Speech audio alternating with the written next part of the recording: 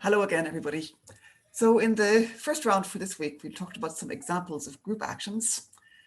In this second one, we're going to look at the formal definitions. So the second installment this week is kind of more or less theory and introduction of some definitions and terminology. The examples really are found in the first bit. So hopefully the two of them together might make sense in getting used to the concept of group actions. So the setup, as we know from the first round, is that we've got a group and its elements are operating as permutations of some set. They're moving the elements around of some set. So for example, we can think about dihedral groups moving around the vertices of regular polygons. Something that we didn't really talk about in the first lecture is the fact that the set of things that are operating as permutations isn't just a collection, it's a group, and it has a group operation, and it has the structure of a group. So that is built into the definition of a group action in a way that we didn't talk about with the examples that we looked at earlier. So, and that's really what we're going to talk about here. So our setup is we have a group G and we have a set S. We say that the group G acts on the set S if every element of the group permutes the elements of S. So think about S as being something like the vertices of a polygon or the objects that are being permuted by the elements of a symmetric group of permutations, something like that. So the elements of the group, there might be symmetries or transformations of some kind, and they're moving around these things that are in S.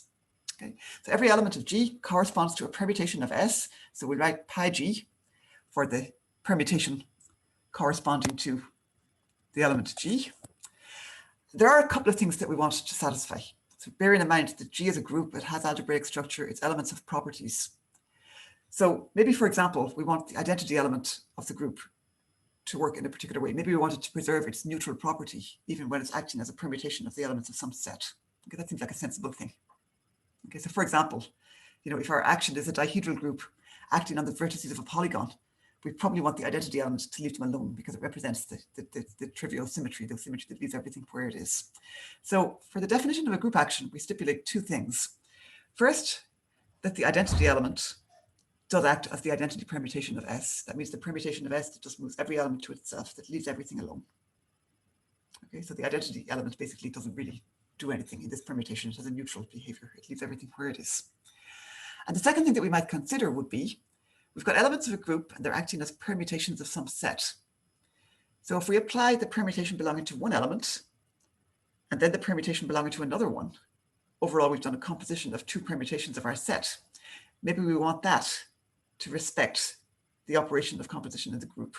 So the way that's kind of encoded here is, if we have a pair of elements of our group, each of them determines a permutation of the set S, which in principle is unrelated to the group. Generally in practice it is as well. Okay, so S is a set of vertices of a polygon or something. It's not something that has algebraic structure. So if G and H are elements of the group, then we could apply the permutation determined by H to the set. That shuffles the elements around. After that, we still have them. They're still there. We can apply the permutation determined by G to the result of that. So if we apply the permutation determined by H first and then the permutation determined by G, we would like that to be the same as if we just applied the permutation determined by the element GH of the group in the first place. So basically, we would like composing elements in the group and then applying the permutation determined by the composition to be the same as applying the permutations determined by the two elements separately and then doing the composition. Okay, and again, if you think back, if you look at examples such as the dihedral groups, you'll see what's going on there.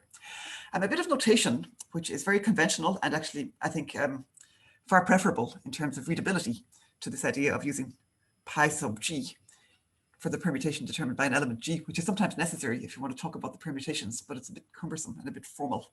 Something that's slightly more informal, but very conventional, is if we have our set being acted on, called S, and if we have a group G that's acting on S, then it's very typical to write G dot X like this for the element that you get by taking the element X of the set and hitting it with the permutation determined by G. So G dot X is an element of the set S, and it's the element of S that you get by basically hitting X with the group element G, which means formally applying the permutation determined by G to it. But if you think about something like again, symmetries of polygons.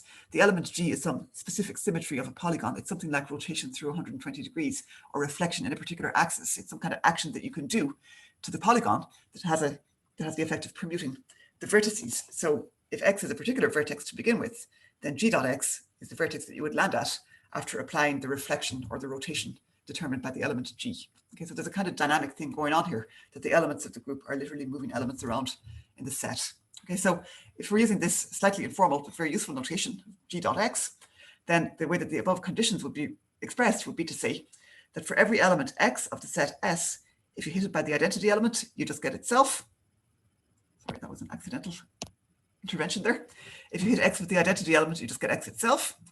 And the other thing is that for every element X in the set S, if you hit X with H, so you get another element of S, and then if you hit that with some G, that should be the same as hitting X with GH in the first place.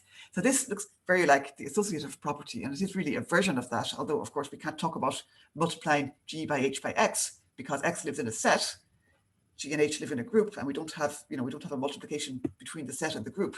But apart from that, it looks very similar. It's saying if we want to hit an element X of our set with the product GH of two elements of the group, it should be the same as hitting X on the left with H first. That's an element of S, and then hitting that on the left with G. So those are the two conditions that we require a group action to satisfy. And what it's really saying is that we expect the permutations determined by the group elements to respect the composition operation in the group itself, so that there is some kind of algebraic structure being preserved here. Okay, so that's the official definition of a group action. I suppose what do we need it for? Well, we needed to confirm, I guess, that things we've been talking about are in fact group actions, but we also needed to prove some of the nice theorems that we're able to deduce about group actions that turn out to be so powerful in applications of group theory to things like geometry and topology and other areas of mathematics. Okay. Okay, so the next thing, I guess, also we saw these concepts in the first lecture, but just to formalize them a little bit. Supposing that we do have a group G acting on a set S. Okay, there are two pieces of machinery that come along with this that are really important and valuable. One is the idea of the orbit of an element, and the other one is the idea of a stabilizer of an element. One is a subset of the set S, the other is a subset of the group G. So for every element X of the set, the orbit of X, which we can denote by this G for the group, dot X, it's the set of things that you can get from X by hitting X with elements of the group G. Okay, so G dot X, the orbit of X, it's the set of all elements that you can reach from X by hitting X with different elements of the group G. Okay, and the fact that G is acting on the set S means that you can't hit X with elements of the group G and get elements of S in the process. So this thing is a subset of the set S. Okay, it's called the orbit of the element X. It's not the empty subset. It at least includes the element X itself, because if you take little g here to be the identity element, then written into our definition of a group action is a statement that the identity element should leave X alone when it hits it. Okay, so this is a subset of X of S.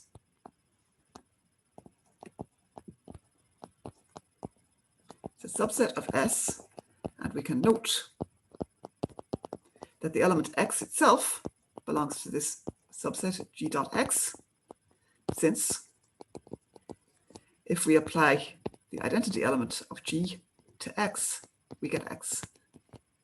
But there may be other elements also that have the property of leaving X alone when they're applied to it, but at least there's one, at least there's the identity element. Okay, so that's the orbit of an element X, and in advance we don't know what it looks like. It might be the entire set S, it might just be part of the set S, or it might just contain the element X itself if every element of the group leaves X alone and doesn't move it. Okay, that's the orbit of an element. The other concept that we have is the stabilizer of an element. So again, we'll take an element X of S, the stabilizer of X in G under this action, which is denoted by stab for stabilizer, which sounds kind of violent, but it's not, it just means stabilizer. Stab subscript G, which is the name of the group, parentheses X. That's the subset of G consisting of those elements that fix X. So the stabilizer of X in G is the set of those elements of G with the property that when you hit X with G, you don't move X, you just get X back again. So an observation that we can make is that the identity element in G belongs to the stabilizer for all elements X of S. So, well, in particular, we can say that the stabilizer of X in G is not empty. It at least contains the identity element. It might contain other stuff, or it might not. It's a subset of G. So the stabilizer of an element X is a subset of G. The orbit of an element X is a subset of the set S. Okay, two lemmas involving orbits and stabilizers. The first one, oops, there's a typo here. If we take two different elements of S, not of G, excuse me. If we take two elements, X and Y of S, and look at their orbits under the action of G, we find that those orbits are either equal to each other or disjoint from each other, a concept that we've seen before for cosets and also for conjugacy classes. Okay, so the orbits of two different elements are either equal to each other or disjoint from each other. And if we take the distinct orbits, then the set S is the disjoint union of all of those distinct orbits. So the action of the group G splits the set S into a bunch of disjoint subsets called orbits. And each of those are sort of acted on separately by the group G. Okay, so the group G doesn't move elements from one orbit into another orbit. It splits up the whole set into these disjoint pieces. And the second one, which won't come as a surprise, it's kind of in keeping with a lot of stuff we've talked about, is that the stabilizer of an element X under the action of G is a subgroup of G. It's not just a subset. And of course, that will follow from the fact that we do require that the action respects the group order, the group operation, the group structure. So I don't want to kind of go into too much detail right now about the proofs of these two lemmas, because the details are all can all be found in the lecture notes, but I will say a few words about them. So if we just insert a blank page here. So the first item there, and this is not the official sort of record here, the official record is the lecture notes, which has a more detailed and more presentable account. So if X and Y are elements of S, then the orbits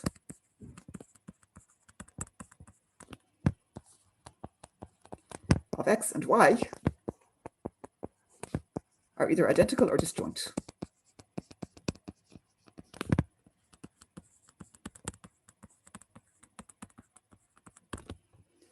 Okay, so if they're disjoint, if there's nothing in,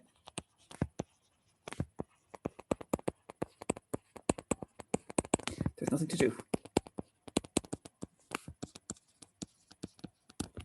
If they're not disjoint,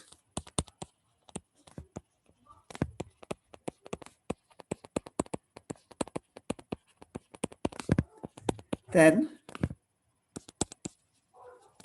there are elements G and H of G for which the element G dot X belongs also to the orbit of Y, so it's equal to H dot Y for some H in G. Okay, that's what it means for the for these two orbits to intersect. If there's something at the intersection, then it must have it's in the orbit of X, so it's X hit with something from G, and it's also in the orbit of Y, so it's Y hit with something from G. Okay, this would imply these are two elements of S. Well, let me say it like this. Just to recall, it's easy to get confused in this stuff about whether you're in the set S or in the group G. So these two elements, or these two expressions, they represent an element of S, the same element. Okay, so this means if we have an element of S, two different expressions for the same element, and we hit it with the inverse of G, for example, this means that G inverse dot G dot X is equal to G inverse dot H dot Y. Okay, we've got two expressions for the same element of S. Hit both versions of it with the inverse of G, it's still the same. This tells us that G inverse G dot X, which of course is just X, because it's the identity hitting X, is equal to G inverse H hitting Y. And here we've used both elements of the definition of a group action. We've used the fact that we can basically compose the group elements inside this expression and here. And we've also used the fact that the identity element acts trivially, that it leaves everything alone. So this is telling us that X is equal to G inverse H applied to Y. That tells us that X belongs to the orbit of Y.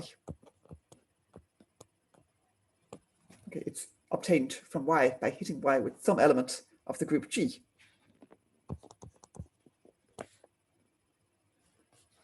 So it's telling us that X is equal to, we've already had a G, so X is equal to, let's say, G dash Y for some G dash.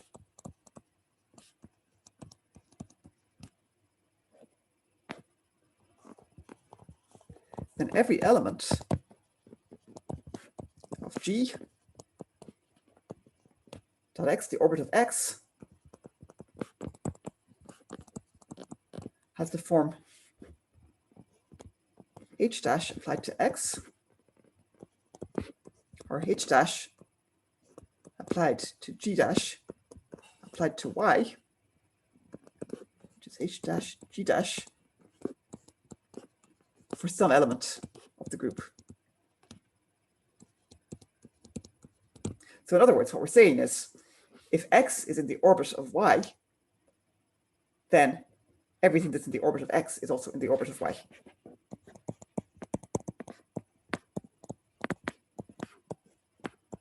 So the orbit of X is a subset of the orbit of Y. And by a similar argument, we can show that the reverse is also true, that the orbit of Y is contained in the orbit of X, so that they are, in fact, the same set. Okay, so this is an argument that sort of justifies that assertion that the orbits of two distinct elements are either identical or disjoint. So if they're disjoint, they've got nothing in common. This is saying if they have anything in common at all, they have to be equal. And basically it's true because you can, within a group, you can use the inverses of elements. So if you know that X, for example, is in the orbit of Y, then everything that's in the orbit of X must be in the orbit of Y, because it can be obtained by applying a group element to something that's in the orbit of Y.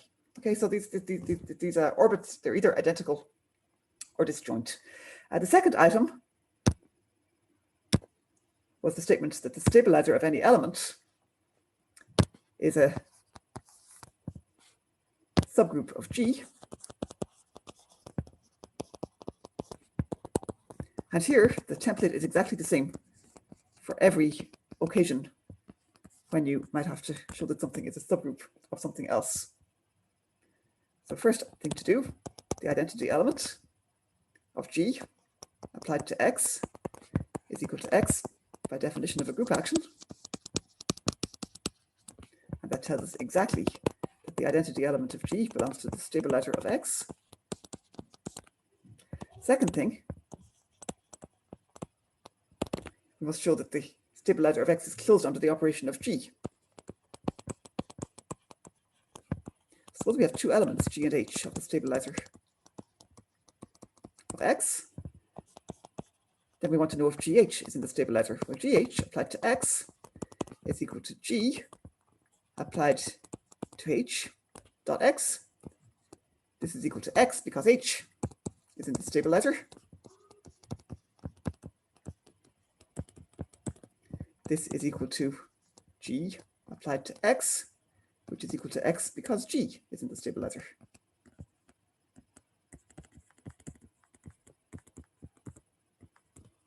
So the conclusion there is that G, H applied to X just gives X, which is exactly what it means to say that GH is in the stabilizer of X. Okay, and then the third thing, suppose that G is in the stabilizer of the element X in the group G. We need to show that G inverse is in the stabilizer of x in G also. This is supposed to be G inverse. We know that G applied to x is equal to x. That's what it means for G to be in the stabilizer of x. So if we apply G inverse to both sides of that, we get that G inverse applied to G applied to x is equal to G inverse applied to x. And the left-hand side of this just says, we can, well, the definition of action says that we can compose G inverse with G here using a sort of associative type rule that it must apply for a group action. So this is saying that the identity element of G applied to x, which we know is equal to x, is equal to G inverse applied to x. In other words, G inverse leaves x where it is, which is exactly what we wanted to show, that G inverse is in the stabilizer of x. So this is another case, a bit like the centralizer of an element, where basically, knowing the definitions, we can use the usual template for showing that something is a group to deduce that the stabilizer of any element in a group action situation is a subgroup of the group that's acting. And of course, once we have that machinery, the reason for doing it is not just to kind of go through the motions. Once we have this machinery of knowing that we have these orbits and we have these stabilizers, the stabilizers are subgroups. That means that Lagrange's theorem applies, and we can make some deductions about what sort of structures can arise from group actions once we know a few things about the connection between the order of a stabilizer of an element and the number of elements in its orbit. At least this applies in the setup of finite groups, where you have recourse to Lagrange's theorem and you can deduce some nice things. So in fact, what we're going to show, and we'll do it next week, is that in a situation where you're in a finite group, or indeed in any situation where you have stabilizers that have finite index in the group, but we'll stick to finite groups, we'll be able to show that the number of elements in the orbit of a given element of S is nothing but the index of the stabilizer. So it's related to the relationship between the order of the stabilizer and the order of the whole group. We'll see also that a particular example of this is something that we saw before, namely the statement that the number of conjugates of a given element in a group is the index of its centralizer. That, in fact, is a special case of this business about orbits and stabilizers. And our highlight next week, as such, will be the orbit stabilizer theorem, which exactly captures that point. Okay, we do have a challenge this week, and here it is. So G is the group, it's a set of all real matrices 2 by 2 with the property that they have the same element repeated on the main diagonal, and the off-diagonal elements are negatives of each other, and the a squared plus b squared is equal to 1. A and b are real numbers. Okay, so there's two elements to the challenge. First is to show that this thing is a group under matrix multiplication. That should be relatively routine using the usual steps, although of course it's always good to remind ourselves and to look at some new examples of that.